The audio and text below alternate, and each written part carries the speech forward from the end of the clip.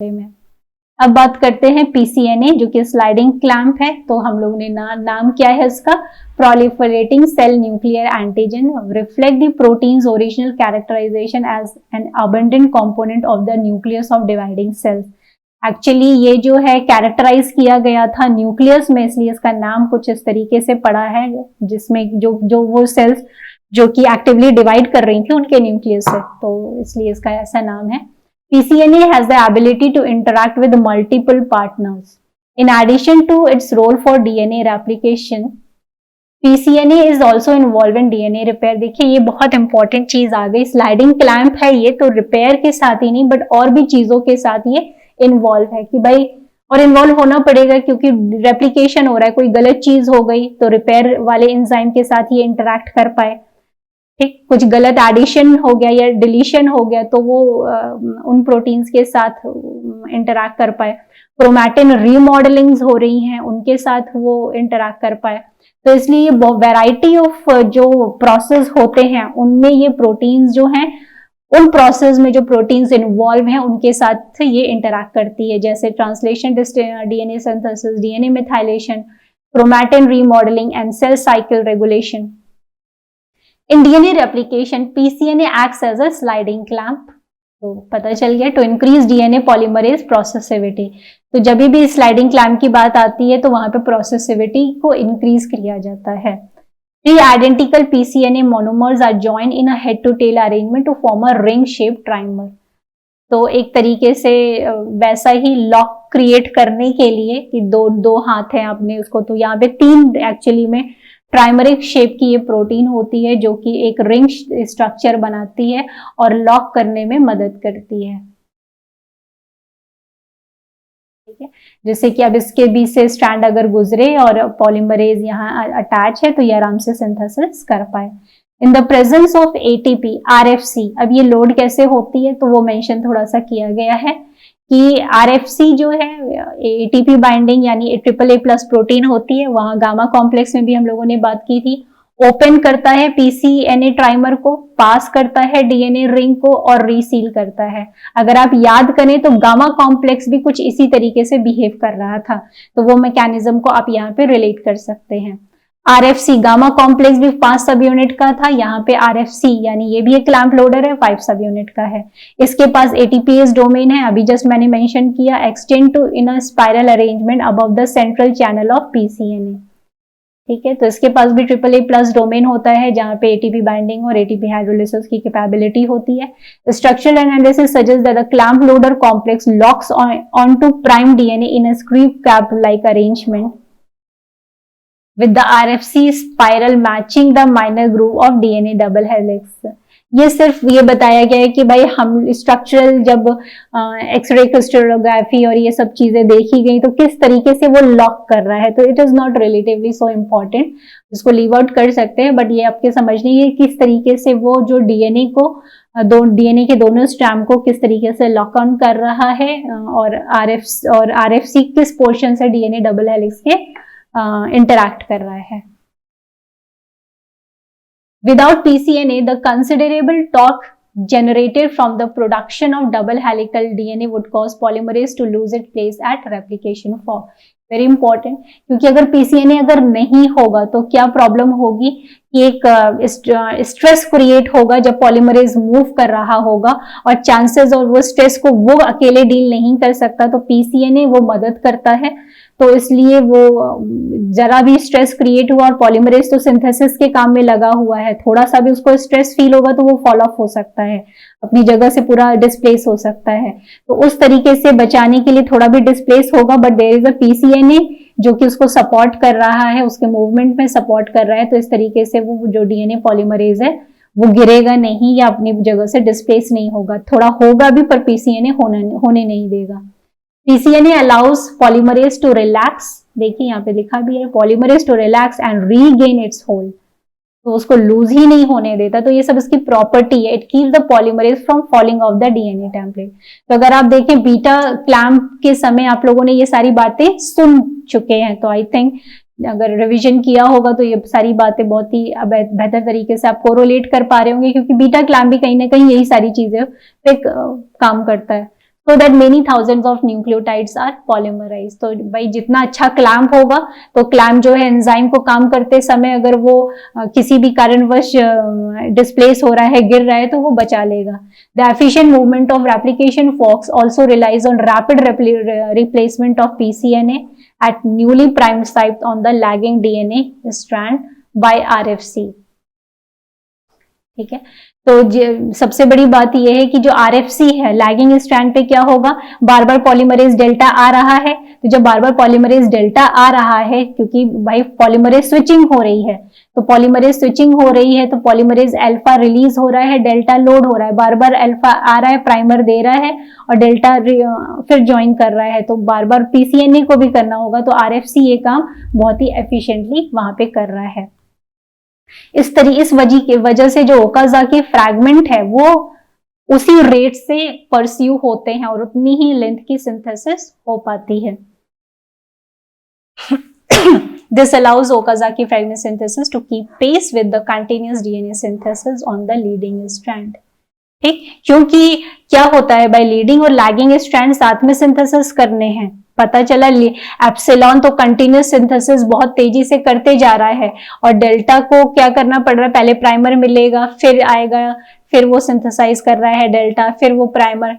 तो पर इसके साथ स्पीड से मैच करने के लिए क्या करना पड़ेगा, क्लैंप को भी या क्लैंप लोडर को भी उतना ही फास्ट होना पड़ेगा।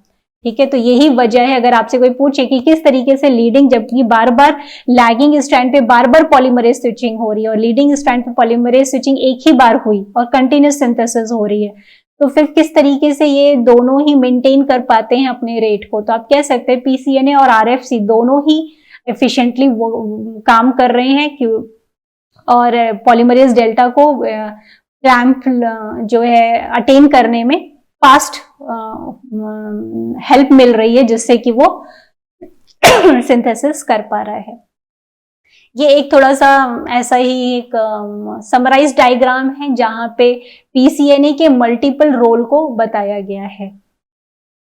तो ये आपको इतना रटना या याद नहीं करना है, बट हाँ एक बार आप ध्यान से दे सकते हैं कि क्योंकि जब आप डीएनए रिपेयर या कुछ ऐसे पढ़ेंगे तो बार बार पीसीएनए का जिक्र आएगा। तो ये याद रखना है कि पीसीएनए का इंटरेक्शन मल्टीपल एंजाइम से होता है।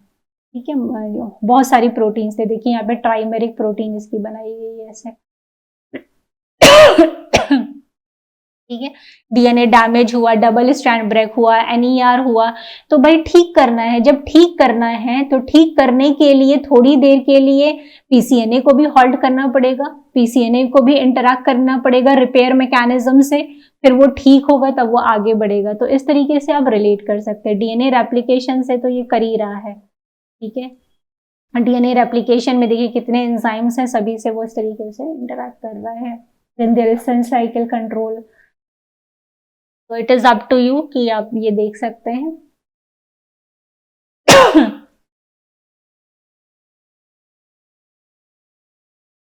अब नेक्स्ट बात हम लोगों ने पूरा क्लैम्प के बारे में देख लिया। अब हम लोग देख रहे हैं आरएनए प्राइमर। अब ये प्राइमर रिमूव करना बहुत जरूरी है क्योंकि पूरे डीएनए का स्ट्रैंड है, डॉटर स्ट्रैंड पूरे डीएनए की आपने बना ली और पता चला कि प्राइमर रिमूव नहीं हुआ तो वो गलत होगा।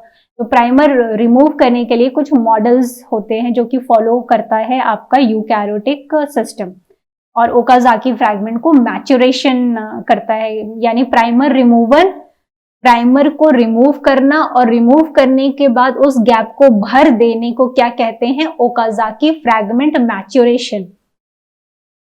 ठीक है, क्योंकि कैसे होता है, ऐसा होता है आरएनए प्राइमर है, फिर यहाँ पे तो क्या आ गया, डीएनए प्राइमर फिर सिंथेसाइज हो गया, उसके बाद आपका ओकाज़की फ्रैगमेंट ऐसे बना हुआ है जो कि डेल्टा ने सिंथेसाइज किया है। तो अब जब आप ये रिमूव करेंगे तो फिर से गैप को पूरा भरना होगा, तो ये ओकाज़की फ्रैगमेंट जो है पूरा नया सिंथेसिस करता हुआ आपको ऐसा दिखेगा, तो इसको बोलते हैं ओकाज़की फ्रैगमेंट मैच्योरेशन। यहाँ पे आगे बढ़ने से पहले थोड़ी सी चीज देख लेते हैं कि ये पॉलीमरेज है कोई, ठीक है, और ये मान लेते हैं ये आगे का कोई डीएनए है, ये जो ब्लैक में दिख रहा है ये डीएनए है और यहाँ से ये पॉलीमरेज जो है डीएनए सिंथेसिस करता आ रहा है।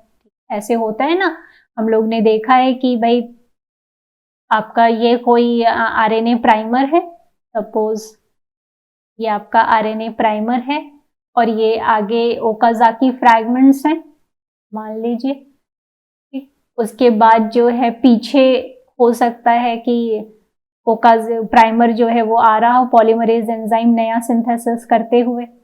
तो ये आ रहा है तो ये इस तरह से मूव कर रहा है कि ये जो आरएनए प्राइमर है वो स्ट्रैंड को डिस्प्लेस करता चल रहा है, स्ट्रैंड को डिस्प्लेस करता चल रहा है इस तरीके से। यहाँ पे आपको दिख रहा होगा ये मूव कर रहा है, यहाँ पास आया और आरएनए प्राइमर जो है देखिए इस तरीके से डिस्प्लेस करता चल रहा है। तो फिर ये जो इस तरीके से इसको बोलते हैं ये फ्लैप क्रिएट हो गया, इसको क्या बोलते हैं, ये फ्लैप क्रिएट हो गया। तो इस फ्लैप को बस क्लीव कर दिया जाए तो इसको बोलते हैं फ्लैप क्लीवेज। फिर ये जब क्लीव होगा तो यहाँ पे क्या होगा, एक फॉस्फोडाइस्टर बॉन्ड जो है वो रह जाएगा बनने को, राइट, वो ही निक प्रेजेंट रहेगा, उसको लाइगेट करने के लिए कोई लाइगेज एंजाइम आ जाएगा। तो ये जो स्ट्रैंड डिस्प्लेसमेंट सिंथेसिस होती है ये थोड़ा सा टर्म याद रखना है, इसका मतलब यही हो गया। ठीक, फ्लैप क्लीवेज मतलब फ्लैप जो बना है उसको क्लीव कर दिया। ठीक, तो इस चीज का थोड़ा इस्तेमाल करते हैं यूकैरियोटिक मैकेनिज्म में आरएनए प्राइमर रिमूवल के लिए। तो हम लोग देखेंगे पहला आप लोगों को क्या याद रखना है कि यूकैरियोट के केस में 3 एंजाइम होते हैं जो कि पार्टिसिपेट कर रहे हैं आपके प्राइमर रिमूवल में, भले ही अलग अलग मेथोडोलॉजी वो अपनाएं। जैसे कि यहाँ पे राइबोन्यूक्लियस H2 एक हो गया, राइबोन्यूक्लियस H2, पहले हम एंजाइम बता दें, राइबोन्यूक्लियस H2। दूसरा हो गया आपका FEN1, इसका नाम हो गया फ्लैप एंडोन्यूक्लियस या फ्लैप स्ट्रक्चर स्पेसिफिक एंडोन्यूक्लियस। तीसरा है DNA2, डीएनए रेप्लिकेशन हेलिकेज और एंडोन्यूक्लियस। तो क्या हो गए, 3 एंजाइम हैं जो कि आरएनए प्राइमर रिमूवल में मदद करते हैं। ठीक, पर ये जो है अलग अलग पाथवे के तहत रिमूव करते हैं। ऐसा नहीं है कि एक पाथवे होगा कि आरएनए H2 रिमूव कर रहा है एक प्राइमर को FEN1 कर रहा है, ऐसा नहीं है। यहां पे जैसे देखिए ये पहला है, ये दूसरा मॉडल है और ये तीसरा मॉडल है। पहले मॉडल में आप देखिए प्राइमर कैसे रिमूव हो रहा है, आरएनए H2 आया और इसने क्या कर दिया, इसने क्लीव कर दिया। ठीक, क्लीव करने के बाद जो भी बचा हुआ फ्लैप है उसको FEN1 ने क्लीव कर दिया, क्लीव कर दिया। दूसरा है FEN1, आप देखिए यहाँ पे स्ट्रैंड डिस्प्लेसमेंट सिंथेसिस हुई। यहाँ पे क्या हो रहा है देखिए ध्यान से, तो स्ट्रैंड डिस्प्लेसमेंट सिंथेसिस हो रही है जिससे कि शॉर्ट फ्लैप क्रिएट हो रहा है और जिसे कौन क्लीव कर दे रहा है, FEN1 जो है वो क्लीव कर दे रहा है। ठीक है, तो अब आप यहाँ पे दोनों को ही मैच कर ले पहले। तो यहाँ पे क्या हो रहा है, यहाँ आरएनए H2 जो है ज्यादातर आरएनए को क्लीव कर दे रहा है, और फिर जब डिस्प्लेसमेंट सिंथेसिस हो रही है और उसके बाद अगर कोई फ्लैप क्रिएट हो रहा है तो FEN1 आके कर रहा है। तो मॉडल 1 में कौन कौन काम कर रहा है, आरएनए H2 और FEN1, पर मॉडल 2 में कौन काम कर रहा है, सिर्फ FEN1। मॉडल 3 में कौन काम कर रहा है, DNA2 और FEN1। तो यहाँ पे DNA2 में हम लोग देखें तो एक लॉन्ग फ्लैप क्रिएटेड है और वो RPA प्रोटीन से कवर्ड है, RPA प्रोटीन जो है वो आके बाइंड कर दी है।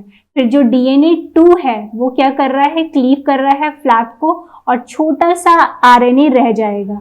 DNA2 जो है फ्लैप को DNA2 भी क्लीव कर रहा है, पर छोटा सा जो फ्लैप रह गया है उसे आके FEN1 डिलीट कर देगा या क्लीव कर देगा। ओके, तो ये पूरी बात हो गई। जो हम लोगों ने बात कही वो यहाँ पे एक बार हम लोग रिपीट कर देते हैं।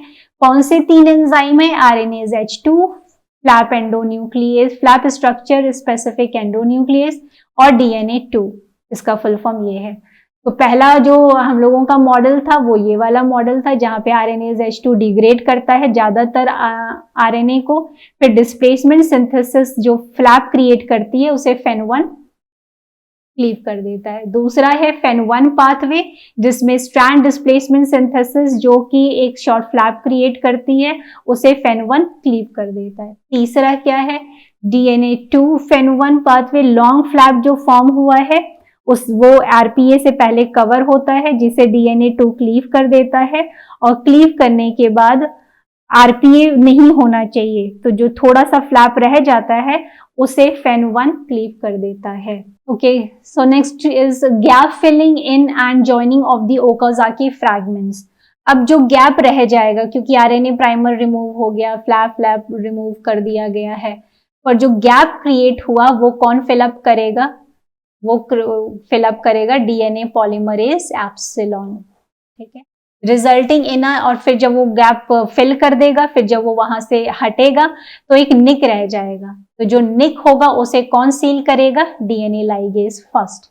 अगर आपके दिमाग में वो प्रोकैरियोट वाली पिक्चर है तो इजीली समझ में आ रहा होगा कि DNA पॉलीमरेज फर्स्ट जो है वहां पे प्राइमर रिमूव करता है, वही वो सिंथेसाइज करता है, फिर वो हट जाता है, हटने के बाद एक निक रह जाता है, निक के बाद क्या होता है, DNA आता है, DNA लाइगेज आता है वहां पे, और यहाँ पे क्या बोलना है, DNA लाइगेज फर्स्ट, जो कि ये याद रखना, which joins Okazaki fragment by catalysing the formation of new phosphodiester bond. Mechanism almost same होता है। DNA ligase first discriminates against RNA containing substrates, thus preventing ligation of Okazaki fragment before 5' RNA primer is removed.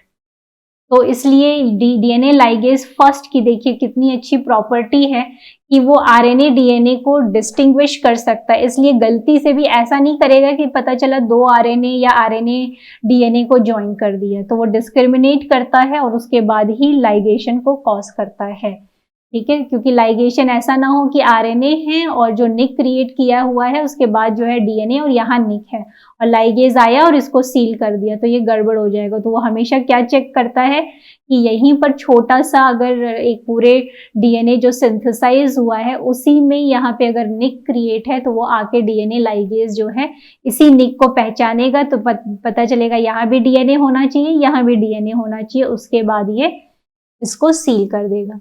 These final processing steps of the Okazaki fragment by the action of FEN1 and DNA ligase first each other is in association with PCNA।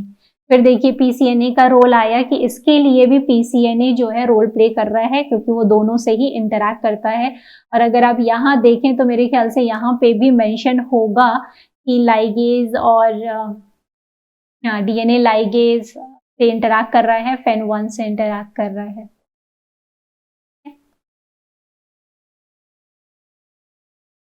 तो next अगर हम लोग देखें, ये आपके ऊपर है, बाकी तो DNA ligase first is sufficient. तो यहाँ पे अगर देखा जाए तो 4 तरीके के होते हैं जो कि डिस्कवर हुए हैं। तो DNA ligase 2 is something different, तो लेफ्ट आउट इट। तो बस एक बार आप देख लें कि जैसे DNA लाइगेज फर्स्ट जो अभी बात हुई कि वो नेसेंट जो न्यूली सिंथेसाइज DNA है लैगिंग स्ट्रैंड पर, वो जो है उस वहां पे वो काम करता है, जो हम लोगों ने देखा वही है ये DNA लाइगेज फर्स्ट। जो थर्ड है वो DNA रिपेयर में काम करता है, DNA रिपेयर प्रोटीन XRCC जीरोडर्मा पिगमेंटोसम पर ही सारे बेस जो है DNA रिपेयर प्रोटीन यूकैरियोट के केस में नाम दिए गए हैं। तो ये हम लोग जब रिपेयर पढ़ेंगे तो उसमें हम लोगों को ये ज्यादा टर्म्स क्लियर होंगे, बट अभी आप रिलेट कर सकते हैं कि रिपेयर मैकेनिज्म के समय जब निक रह जाता है, जब DNA में कोई डैमेज हो गया और वहां पे कोई निक रह गया, सब कुछ काम धाम करने के बाद कि भाई गैप फिल कर दिया, रिमूव कर दिया, जो गलती हुई थी उसके बाद निक रह गया, तो वहां पे DNA लाइगेज थर्ड जो है काम करते हैं DNA रिपेयर मैकेनिज्म में। And this one is the only ligase third which has been found to be present in mitochondria. जितने भी DNA मैमेलियन DNA लाइगेज अभी तक पता किए गए हैं। जो 4 है वो ये जो है इसके साथ काम करता है, और ये जो है XRCC4 के साथ काम करता है। कब काम करता है? जब नॉन होमोलॉगस एंड जॉइनिंग, ये एक DNA रिपेयर मैकेनिज्म होता है जहां पे डबल स्ट्रैंड अगर ब्रेक हो गया है तो उसको ठीक करने के लिए ये वाला रिपेयर सिस्टम एक्टिवेट किया जाता है। तो उसमें ये जो प्रोटीन है उसके साथ ये एसोसिएट होकर लाइगेज 4 काम करता है। और ये जो आप जानते होंगे ये एंटीबॉडीज जो होते हैं उसमें जो इम्यूनोग्लोबिन डिफरेंट डाइवर्सिटी के होते हैं, वहां पे भी इस तरह की डाइवर्सिटी क्रिएट करने के लिए ये लाइगेज जो है पार्टिसिपेट करता है। तो फिलहाल हम लोगों को अपने रिपेयर पाथवे पर ज्यादा एसोसिएट रहना है, ठीक है। और DNA ligase second is actually the result of proteolytic degradation of ligase third, ठीक है। तो वो इसलिए थोड़ा नाम ऊपर नीचे हुआ है, ठीक। तो ये बाद में क्लियर हुआ, तो इसको आप लीव आउट कर सकते हैं, बट एक है कि यहाँ this is a kind of proteolytic degradation of ligase third. DNA ligase from eukaryotes and some microbes uses adenosine triphosphate rather than NAD. Prokaryote के केस में NAD इस्तेमाल होता है और यूकैरियोट के केस में ATP इस्तेमाल होता है। तो मैकेनिज्म वही है, हम लोग ऑलरेडी देख चुके हैं प्रोकैरियोट के केस में।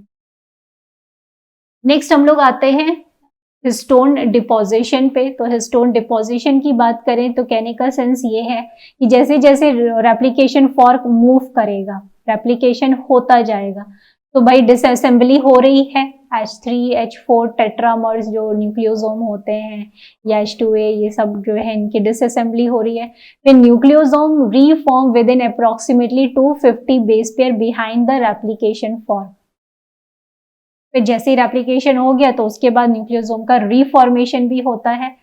तो इसमें जो है the histone deposition occur almost as soon as enough DNA is available to form nucleosome.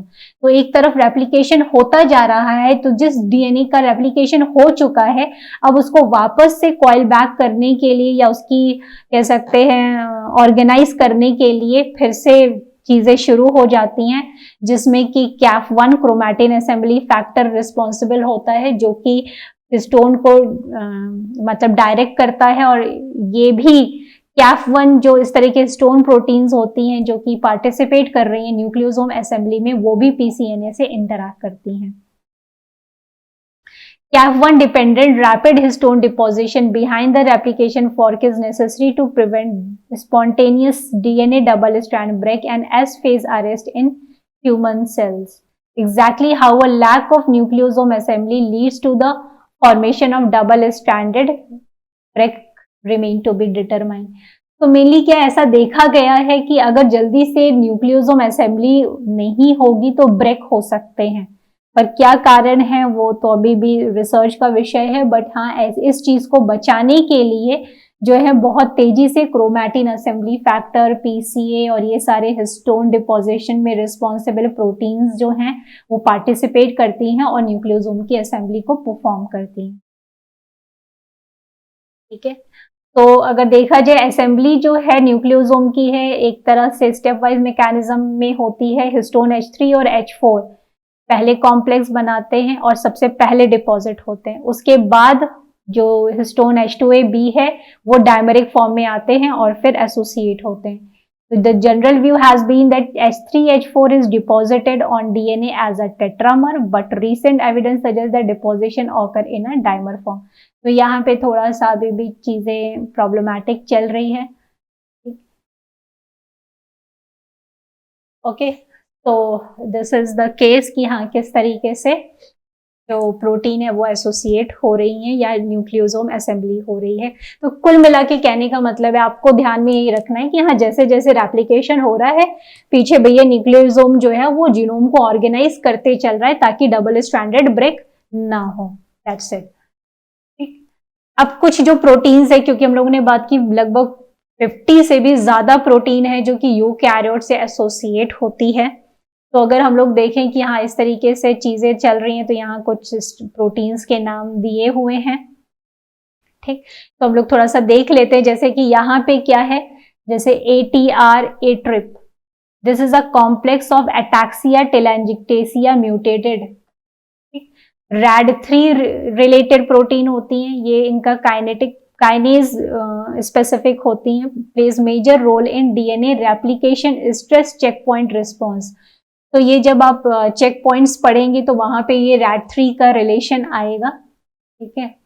या कैंसर में भी इनका रोल होता है क्योंकि वहाँ पे चेक पॉइंट्स खराब हो जाते हैं। ठीक, तो इस तरीके से ये कुछ नाम है। ATR interacting protein represent normal in budding and fission yields. Okay, ये तो खैर वो क्यों सुपर स्क्रिप्ट लगता है, this is ATR। Super script में MEC1 RAT3 जो लिखा हुआ है वो बडिंग और फिजन यीस्ट की बात हो रही है। ASF1 ये क्या है, एंटी साइलेंसिंग फंक्शन 1। ठीक, और ये क्या होता है, ये एक्चुअली में हिस्टोन H3H4 के लिए चैपरॉन की काम करती है, उसको गाइड करती है ऑर्गेनाइजेशन के समय। CDC45 ये आप सुन चुके हैं, ये बहुत एसेंशियल प्रोटीन है और हेलिकेज के समय काम कर रही थी, तो ये आपको पता है। तो ये आपके ऊपर है, if you want to leave this, वो ठीक है, बट अगर याद हो जाए तो अच्छा है। Next CTF4 which is a conserved replication fork factor whose function are not precisely elucidated. Next is DPB11 जो अभी हम लोगों ने बात की, DNA polymerase B11 required for initiation and checkpoint responses। तो चेक पॉइंट, तो ये जो सुपर स्क्रिप्ट में बार बार आ रहा है, तो ये क्या है, कई कई जगह इसको इस नाम से भी देखते हैं। फिर आप जानते हैं जिन्स को, जिन्स का फुल फॉर्म गो इची नी सैन कॉम्प्लेक्स, तो कंफ्यूज नहीं होना है। ये अगर ऐसा दे दिया कि कौन सा इसमें से प्रोटीन है जो पार्टिसिपेट कर रहा है इनिशिएशन में या रिक्रूटमेंट में DNA हेलिकेज के, और सबसे बड़ी बात है कि जिन्स कॉम्प्लेक्स तो CMG कॉम्प्लेक्स का भी हिस्सा होता है जो कि और रेप्लिजोम का भी हिस्सा होता है, तो उसका फंक्शन आप लोग को पता है। एसेंशियल हेलिकेज के फंक्शन के लिए ये रिस्पॉन्सिबल है। हाँ, अब जैसे MCM27 is a helicase, main helicase which is responsible for unwinding and replication of DNA, पर यहाँ पे एक और भी कुछ आइसोलेशन या प्यूरिफिकेशन किए गए हैं जहाँ पे MCM10 is an essential factor for replication. अब क्योंकि नई नई चीजें आ रही हैं, कुछ प्रोटीन्स और जुड़ते जा रहे हैं, तो बस थोड़ी थोड़ी चीजों को हम मेंशन कर रहे हैं। तो ये छोड़ रहे हैं। PCNA RFC25 this is proliferating nuclear antigen replication factor, means ये क्लैंप है। PCNA is a clamp and this is a complete clamp loader. ठीक, नेक्स्ट है पॉल अल्फा प्राइमेज, तो ये आप लोगों को पता है, ये DNA अल्फा प्राइमेज की एक्टिविटी के लिए रिस्पॉन्सिबल है। Then there is RAD17 RFC25, ये सभी जो प्रोटीन है ये DNA डैमेज और रिपेयर के रिस्पॉन्स में ये पार्टिसिपेट करती हैं, डैमेज और रिपेयर रिस्पॉन्स में ये पार्टिसिपेट करती हैं। RFC के साथ मिल रही हैं, तो यानी ये क्लैंप और क्लैंप लोडर का एक कॉम्प्लेक्स बना के परफॉर्म कर रही हैं डैमेज और रिपेयर मैकेनिज्म में। RPA is replication protein A, SLD और SLD3 क्या थी, synthetically legal with DPB11 1 mutant 2 और 3, ये पूरा नाम है, synthetically lethal with DPB11 1 mutant 2। इसका नाम क्या होगा, synthetically lethal with DPB11 1 mutant 3, which is required for assembly of initiation complex and a target of CDK phosphorylation। तो CDK प्रोटीन इनको फॉस्फोराइलेट करती थी, फिर जाके DPB11 इनसे बाइंड आउट करती है। ठीक है, तो अगर हम लोग देखें तो पूरी जो आपके पास लिस्टिंग आ गई, तो polymerase alpha is responsible for primer synthesis, polymerase beta is there which is responsible for base excision repair. अब कंफ्यूज नहीं होना है, प्रोकैरियोट में बीटा सब यूनिट है या बीटा क्लैंप वर्ड जुड़ता है, यहाँ पे पॉल बीटा है, यानी यूकैरियोटिक में पॉलीमरेज बीटा, ये एक अलग पॉलीमरेज एंजाइम है, पूरा होलो एंजाइम है, और वो तो सिर्फ एक यूनिट है जो कि बीटा क्लैंप की तरह काम कर रही है। ये है important polymerase gamma which is responsible for mitochondrial DNA replication and repair and also for chloroplast DNA replication. Next is polymerase delta responsible for lagging strand DNA synthesis, nucleotide या base excision repair में भी काम करती है। Polymerase epsilon leading strand के लिए responsible है, nucleotide NER और BER में भी काम करती है। Then this is eta and eta is responsible for DNA repair or crosslinks. Okay, so this is zeta, which is responsible for translation synthesis. Then this is lambda, meiosis associated DNA repair. Then mu, somatic hypermutation. Kappa, TLS, mu, this is I think relatively acute TLS. Then iota या ईटा जो भी TLS, somatic hypermutation, Rev1 is for TLS. Okay? So these are some major polymerases, eukaryotic polymerases enzymes which are associated with diverse function. Okay. अब हम लोग आते हैं जो हम लोग बात कर रहे थे G1 regulation and DNA replication.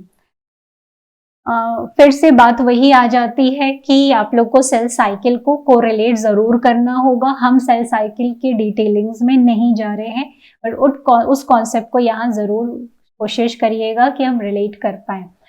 Next is तो रेप्लिकेशन लाइसेंसिंग की जब बात होती है, जहाँ पर G1 फेज में बात होती है कि एक्चुअली ये सवाल उठता है ना कि DNA सिर्फ एक ही बार रेप्लिकेट कैसे कर पा रहा है, तो उसके लिए मैकेनिज्म क्या है हम लोग देख चुके हैं कि जब हेलिकेज लोडिंग अलाउ कराई जा रही है, कब अलाउ, ये आपको फिगर याद होना चाहिए।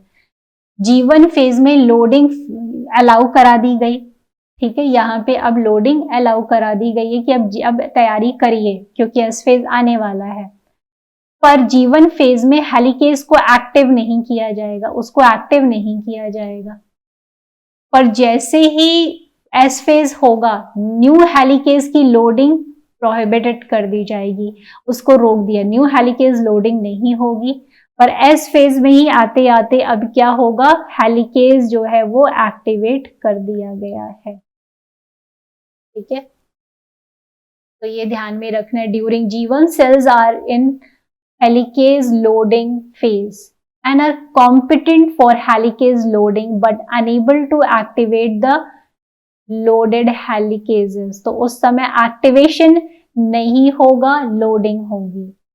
जैसे ही फेज S फेज आएगा एंड कंटिन्यू करता है वो G2 या M फेज में, हेलिकेज जो लोड हुआ है G1 के समय अब वो एक्टिव हो सकता है। पर कोई भी नया हेलिकेज जो है, कोई भी नया हेलिकेज अब लोड नहीं होगा।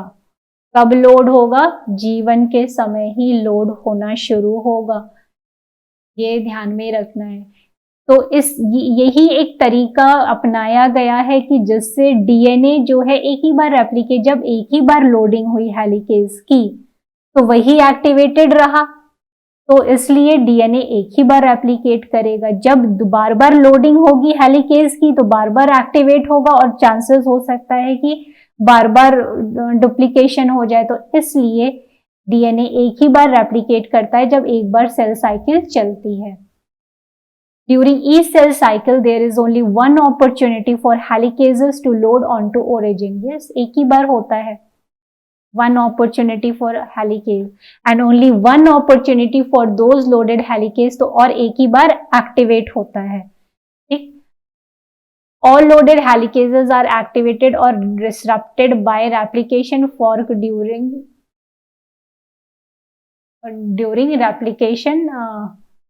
during S phase, during S, G2 and M, although in practice all loaded helicases are activated or disrupted by replication, यानी कि जो रेप्लिकेशन फॉर्क कंप्लीट कर चुका है तो उसका डिसरप्शन पॉसिबली हो सकता है जहां पे रेप्लिकेशन हो चुका है। Only after this cells segregate their replicated chromosome and divide are they able to re enter G1 and load a new set of helicase. तो जैसे ही सेल सेग्रीगेट हो जाती है, क्रोमोसोम्स उनके अलग अलग चले जाते हैं, तो जैसे ही ये सेल है अब ये डॉटर सेल्स बना चुकी है, इनमें इनके अब ये सेल्स जो हैं फिर से G1 S G2 पर के लिए जाएंगी और M के लिए जाएंगी। तो ये जब जैसे ही एंट्री करेंगी, यानी पहले G0 में एंटर होता है, उसके बाद तुरंत G1 में एंट्री हो जाती है। तो जैसे ही ये प्रोसेस होगा तभी जो है हेलिकेज लोड होगा फिर से। ठीक है, इस तरीके से ये पूरा मेंटेन रहता है। पर सबसे बड़ी बात फिर से ये आ जाती है कि ये जो लोडिंग हो रही है या अनलोडिंग हो रही, या एक्टिवेशन को कंट्रोल किया जा रहा है, लोडिंग को कंट्रोल किया जा रहा है, तो इसके लिए कौन एंजाइम्स रिस्पॉन्सिबल हैं? All organisms must replicate their DNA before every cell division. DNA synthesis is restricted to a specific phase of cell cycle known as S phase. Following mitosis, cell progress through G1 phase into the S phase and then to the G2 phase. This you very well know. Replication licensing system in eukaryote ensure that DNA only replicate once per cycle. ये भी हम लोग देख के आ रहे हैं. This is mediated through tight regulation of formation and activation of pre-RC complex. अब ये जो चीज जो हम लोग ने बोली कि हम लोग ने क्या देख लिया कि लाइसेंसिंग और एक्टिवेशन के फिनोमेना को G1 और S फेज में कंट्रोल किया जा रहा है। ठीक, क्यों कंट्रोल किया जा रहा है? प्री आरसी कॉम्प्लेक्स को मेनली कंट्रोल किया जा रहा है, पर ये कंट्रोल रह तो रही है हम लोग की ये कंट्रोल किया जा रहा है, पर ये कंट्रोल कर कौन रहे हैं? तो ये कंट्रोल कर रहे हैं CDKs। ठीक है, तो जैसे जैसे साइकिल जो है ट्रांजिट करती है एक फेज से दूसरे फेज में, तो काइनेज एक्टिविटी परफॉर्म हो रही होती है। तो ये जो काइनेज एक्टिविटी होती है वो दो रेसिड्यूज या और भी होते हैं, सेरीन, स्पेसिफिकली सेरीन या थ्रियोनीन, जो भी, क्योंकि ये सभी प्रोटीन्स होती हैं, फॉस्फेट ग्रुप लगाने या हटाने होते हैं, तो ये कहाँ लगते हैं? सेरीन या थ्रियोनीन पर ही लगते हैं। तो जिससे या तो वो प्रोटीन एक्टिवेट हो रही है या तो इनएक्टिवेट हो रही है। Let's see. तो for catalysis CDK must each associate with regulatory subunit called a cyclin. ये याद रखना है कि जब भी कोई साइकिल G1 से S फेज में आ रही है और S से G2 और G2 से M फेज में जब साइकिल्स जा रही हैं, तो साइक्लिन डिपेंडेंट काइनेज एंजाइम्स काम करते हैं। ठीक, इन एंजाइम्स का काम होता है फॉस्फेट ग्रुप लगाना, फॉस्फेट ग्रुप ऐड करना, पर ये काम तभी करते हैं जब इनसे एक और चीज एसोसिएट हो जाती है जिसका नाम है साइक्लिन। और साइक्लिन का जो लेवल है वो लगातार क्या होता है? फ्लक्चुएट करता है। तो जब साइक्लिन का लेवल फ्लक्चुएट करेगा तो CDK की एक्टिविटी भी फ्लक्चुएट करेगी।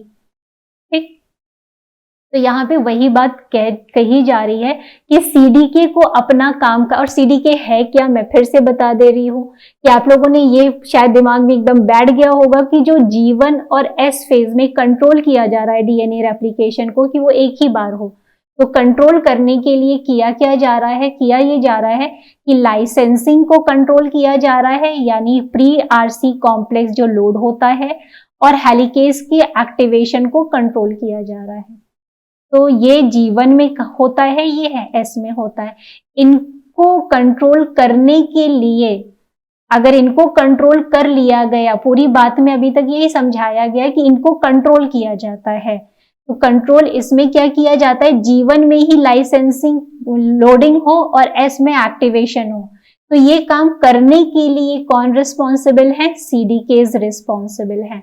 इतना ही बताया। और CDK को काम करने के लिए कौन लोग चाहिए? इनके साथ एसोसिएट होनी चाहिए साइक्लिन्स, जो कि एक उनकी रेगुलेटरी सब यूनिट होती है। Cyclins were first discovered in rapidly dividing sea urchin and surf embryos as a protein that accumulate gradually during interphase and are abruptly destroyed during mitosis। ये तो एक इंफॉर्मेशन है, कहाँ आइसोलेट किया, but CDK activity tracks the rise and fall of cyclins. अभी हमने बताया कि साइक्लिन जो है उसका लेवल ऊपर नीचे होता है, तो जैसे ऊपर नीचे वो होता है उसी तरह CDK की एक्टिविटी भी होती है। CDK are activated during late G1 where they eventually induce cells to progress through the cell cycle. They are inactivated during late mitosis। तो अभी हम लोग इस चीज को देख लेते हैं। अभी यहाँ पे देखिए और यहाँ पे सैक्रोमाइसिस की बात की जा रही है, तो यहाँ पे भी देखा गया है कि CDK levels tightly regulate loading and activation. तो अब आई होप क्लियर होगा। पहले हम लोगों ने क्या देख लिया कि लोडिंग और एक्टिवेशन को ही कंट्रोल किया जा रहा है, और इनको कंट्रोल करने के लिए कौन आ गया, सीडीके। और ये क्यों जा रहा है कि भाई गलती से भी एक ही डीएनए 10 बार एप्लीकेट ना हो जाए। ड्यूरिंग G1, अब यहां पे हम लोग बात कर लेते हैं। During G1 CDK levels are low, allowing helicase to be loaded, but the loaded helicase cannot be activated। तो आप देख ली यहां पे अभी एक्टिविटी लो है, ठीक, इनकी। ड्यूरिंग S फेज क्या होता है, elevated CDK activity inhibit new helicase loading. तो यहाँ पे सीडीके एक्टिविटी क्या कर रही है, हेलिकेज लोडिंग को अब स्टॉप कर रही है और एक्टिवेट कर रही है प्रीवियसली लोडेड हेलिकेज। और क्या कर रही है, प्रीवियसली जो लोडेड हेलिकेज है सिर्फ उनको एक्टिवेट करेगी, अब नई लोडिंग नहीं होगी। कौन ये काम कर रहा है, सीडीके कर रहा है। When a loaded helicase is used for the initiation of replication, it is incorporated into the replication fork and leaves the origin। ठीक, अब जैसे ही हेलिकेज जो लोडेड हेलिकेज है वो यूज्ड अप हो गया, रेप्लिकेशन का इनिशिएशन हो गया, it is incorporated into the replication fork and leaves the origin. यानी हेलिकेज को लोड किया गया, एक्टिवेट किया गया और उसके बाद उसने ओरिजिन साइट को छोड़ दिया। यहाँ पे देखिए, यहाँ पे दिखा रहा है कि अब दोबारा हेलिकेज लोडिंग नहीं होगी, और यहाँ पे दिखा रहा है कि किस तरीके से एक्टिवेशन हुआ और उसने ओरिजिन साइट को अब छोड़ दिया है। Next, also we talked about passive. Similarly, passive replication of origin DNA also removes the helicase from the origin DNA.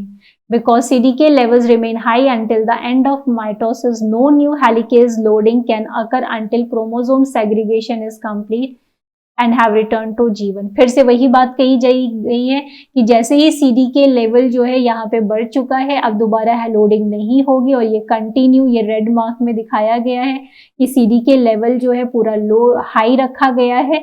High इसलिए रखा गया है कि गलती से भी, ये रेड है ना पूरा, गलती से भी क्या ना हो, दोबारा से हेलिकेज लोड ना हो। अब आप यहाँ पे देख रहे होंगे कि जब डीएनए G2 फेज में आया तो ORC प्रेजेंट है, हम लोग ने पहले भी बात की थी। देखिए ORC अभी भी प्रेजेंट है, वो वहां पे है, पर वो हेलिकेज को नहीं बुला पा रहा है। क्यों नहीं बुला पा रहा है, एक तो ना CDC6 है, ना CDT1 है, और ना ही सीडीके का लेवल कम है, क्योंकि सीडीके का लेवल हाई है। ये सभी कारण बन रहे हैं कि दोबारा से हेलिकेज लोड नहीं हो रहा है, ठीक। तो जिसकी वजह से भाई एक ही बार रेप्लिकेशन होगा। तो ये पूरी कहानी है कि क्यों एक ही बार इतनी टाइटली कैसे रेगुलेट हो रहा है। तो पहला क्या बोलते हैं, लोडिंग एंड एक्टिवेशन को कंट्रोल किया जा रहा है। कैसे कंट्रोल किया जा रहा है, सीडीके के द्वारा। सीडीके का लेवल जब कम होता है तो लोडिंग होती है, पर ज्यादा जैसे ही होता है एक बार एक्टिवेट होता है, फिर हेलिकेज अपनी पोजीशन छोड़ देता है और उसके बाद दोबारा सीडीके की लेवल क्योंकि हाई रहता है तो दोबारा से एक्टिवेशन नहीं होता है। तो आइए, जो भी चीजें आपने पढ़ी है उसको एक बार रिकॉल कर लीजिए कि समझ में आया या नहीं आया। सब तो नहीं, it's a very short summary. तो जस्ट प्रैक्टिस। क्या होता है, licensing of DNA replication occur in G1 phase of cell cycle when the origin ORC, the ATPase cell division CDC6 and CD10 dependent transcript 1। अब देखिए CDT1 का यहाँ full form मिला है CDC10 डिपेंडेंट ट्रांसक्रिप्ट 1। तो क्या हुआ, क्या बोल रहे हैं, लाइसेंसिंग होती है G1 फेज में, ORC आता है, CDC6 आता है और CDT1 आता है, और कोऑपरेट करते हैं। और क्या कोऑपरेट करते हैं, मिनी क्रोमोसोम मेंटेनेंस प्रोटीन आए। कितनी आए, 2 मिनी क्रोमोसोम मेंटेनेंस प्रोटीन आ जाए, 2 to 7, ठीक। और उसके बाद ओरिजिन ऑफ रेप्लिकेशन पे आके क्या बना लें ये लोग, प्री RC। तो क्या बन जाएगा, OCCM बन जाएगा। ये पूरा एक हेटेरोहेक्सामर होता है, यानी दो हेक्सामेरिक पूरा एक हेक्सामर, फिर दूसरा हेक्सामर जो है ये कंपोज होते हैं जिनके पास एटीपीएज एक्टिविटी होती है, और उसके बाद ये क्या करते हैं, हेलिकेज और एटीपीएज एक्टिविटी, यहाँ पे क्या दिखा रहा है कि इसके पास एटीपीएज और हेलिकेज एक्टिविटी होती है, जिससे वो क्या कर सकते हैं कि पूरे डबल स्ट्रैंडेड को एक तो एनसर्कल किए हुए हैं, ठीक, और उनका एंड टर्मिनल टायर जो है उनको एक दूसरे को फेस कर रहा है। तो ये पूरी पोजीशन डिस्क्राइब की गई है MCM 27 की, कि ये डबल हेक्सामर फॉर्म में प्रेजेंट होते हैं, एक दूसरे को फेस किए होते हैं, इनके पास एटीपीएज और हेलिकेज एक्टिविटी होती है। जैसे ही एस फेज आता है तो जो प्री आरसी है उसमें कुछ चेंजेस होते हैं, और वो चेंजेस किस वजह से होते हैं, सीडी केस की वजह से होते हैं। अभी हम लोगों ने देखा भी सीडी केस काम क्या करते हैं, सीडी के काम करते हैं कि वो DBF4 डिपेंडेंट काइनेज यानी DDK और क्या था, CDK की एक्टिविटी क्या करती है कि SLD2 SLD3 को रिक्रूट करती है और फॉस्फेट ग्रुप सीडी केस पे ऐड कर देते हैं, और जब ऐड करते हैं तो DPB11 जो है वो बाइंड कर जाता है। जैसे ही ये ट्राइमेरिक कॉम्प्लेक्स बनता है तो क्या आ जाता है, जिन्स आके बाइंड कर लेते हैं। इस तरीके से कौन कौन से कॉम्प्लेक्स बन जाते हैं, CDC45 भी आता है, क्या कॉम्प्लेक्स बन जाता है, CMG कॉम्प्लेक्स बन जाता है, ठीक। और ये कॉम्प्लेक्स पूरा एनसर्कल कर लेता है पूरे उसको जहां पे वो प्रोसेस होना है, परफॉर्म होना है। उसके बाद CMG पूरा कॉम्प्लेक्स क्या करता है, अनवाइंड करना शुरू करता है ओरिजिन साइट को, और जो रेप्लिकेशन फॉर्क है अब वो ओरिजिन साइट को छोड़ के एक ओरिजिन फॉर्क क्रिएट होता है, और उसके बाद क्या होता है, सेल्स प्रिवेंट री replication by blocking licensing in S phase 1, क्योंकि हमें पता है, अभी हम लोगों ने देखा जो CDK का लेवल है वो अभी तक हाई रहेगा, और जिसकी वजह से दोबारा अब लोडिंग नहीं हो पाएगी, या लाइसेंसिंग, लोडिंग या लाइसेंसिंग अब नहीं हो पाएगी। In yeast, although origin sequence are well defined, initiation is partly stochastic so that the program of origin firing is probably unique in every cell. In higher eukaryotes, the DNA sequence of origin are poorly defined and initiation is insufficient, occurs in large zone। ये हम लोग बात कर चुके हैं already कि इसमें बहुत अच्छे से डिफाइंड है, A एलिमेंट है, B1 एलिमेंट है, B2 एलिमेंट है, बट और हायर और यूकैरियोट में डिफाइंड नहीं है, बट सभी के पास क्या होते हैं, स्पेसिफिक रेप्लिकॉन साइट्स होते हैं जहाँ पे वो रेप्लिकेशन शुरू होना है, ठीक। और अभी हम लोगों ने देखा यहाँ पे हम लोगों का रेप्लिजोम बन चुका था। रेप्लिजोम क्या होता है, replisome is CMG only, CMG plus 3 DNA polymerases, वो बन चुका है। It is a macromolecular assembly compose of multiple protein complexes. The leading strand क्या करेगा, अब सिंथेसाइज करेगा पॉलीमरेज एप्सिलॉन लीडिंग स्ट्रैंड को, पॉलीमरेज डेल्टा लैगिंग स्ट्रैंड को करेगा, और इन दोनों के साथ एसोसिएट होता है PCNA जो कि क्लैम्प का काम करता है। क्लैम्प को लोड करने का काम कौन करता है, रेप्लिकेशन फैक्टर C काम करता है। और उसके बाद क्या होता है, लीडिंग स्ट्रैंड पर जो है प्राइमर को ऐड करने का, या लैगिंग स्ट्रैंड पर प्राइमर को ऐड करने का काम कौन करता है, पॉलीमरेज अल्फा प्राइमेज करता है, जो कि लगभग 10 न्यूक्लियोटाइड और 20 न्यूक्लियोटाइड का DNA ऐड करता है, 10 न्यूक्लियोटाइड का RNA और 20 to 30 न्यूक्लियोटाइड DNA भी थोड़ा सिंथेसाइज कर देता है, और उसके बाद वो अपने काम को स्विच कर देता है लीडिंग स्ट्रैंड पर एप्सिलॉन को, और डेल्टा स्ट्रैंड लैगिंग स्ट्रैंड पे डेल्टा को। और उसके बाद when the 3 end of Okazaki friend reaches, तो उसके बाद क्या होता है, polymerase delta perform strand displacement synthesis. तो जब polymerase delta strand displacement synthesis करता है तो उसके बाद 3 तरीके से RNA प्राइमर रिमूव हो सकता है। डिस्प्लेसमेंट की वजह से क्या हो सकता है, RNAs H2PEN1 के साथ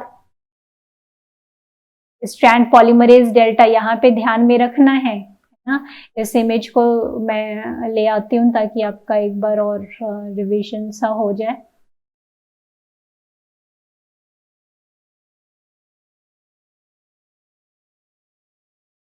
जैसे यहाँ पे यही मेंशन कर रहा है ना, पॉलीमरेज डेल्टा आ रहा है, जैसे जैसे आ रहा है तो ये RNA primer strand displacement synthesis का मतलब क्या हुआ, कोई ना कोई पॉलीमरेज आ रहा होगा और स्ट्रैंड को डिस्प्लेस कर रहा है। तो जब डिस्प्लेस हो जा रहा है तो या तो आरएनएज H2 आरएनए को काट दे, फिर फ्लैप जो आया है, फिर फ्लैप बना, इसको फेन 1 काट दे, फिर सिंथेसिस हो जाएगी। फेन 1 जो है उसी तरीके से यहाँ पे स्ट्रैंड पॉलीमरेज डेल्टा आते जा रहा है, या तो ये हो जाए, फिर पूरा फ्लैप क्रिएट हो गया जिसने फेन 1 ने इसको क्लीव आउट कर दिया।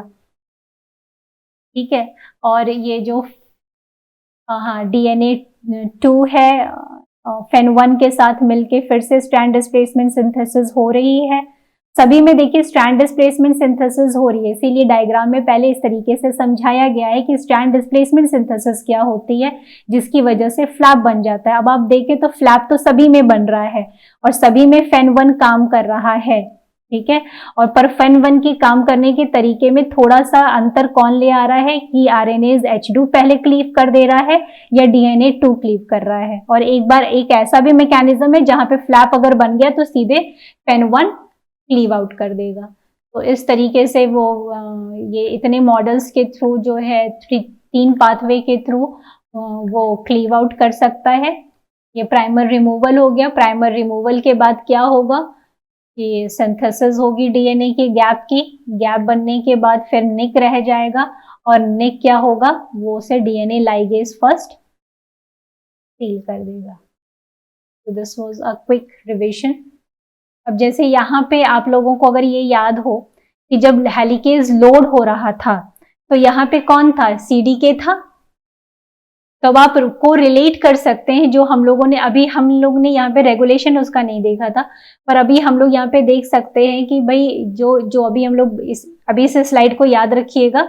और आपने अभी जो पढ़ा जिसमें थोड़ा सा आप लोगों को हैक्टिक जैसा लग रहा होगा कि एक ये देखा आपने, तो यहाँ पे क्या समझाने की कोशिश की जा रही थी, देखिए वो स्लाइड और इस स्लाइड को कोरिलेट करिएगा, वो वाली स्लाइड और इस स्लाइड को दोनों को कंपेयर करिएगा तो आपको पता चलेगा कि हाँ सीडीके वो जो है वो सीडीके का लेवल हाई रखा गया है, इसीलिए वो क्या कर रहा है, वो फटाफट एक्टिवेशन का काम कर रहा है और फिर खुद को और एक्टिव रखे हुए है कि गलती से भी फिर से लोडिंग ना हो जाए, क्योंकि एक बार अगर लोडिंग हो जाएगी तो फिर से एक्टिवेशन होगा क्योंकि सीडीके ऑलरेडी हाई लेवल में है। ठीक है, तो ये चीज को कोरिलेट करना है। बाकी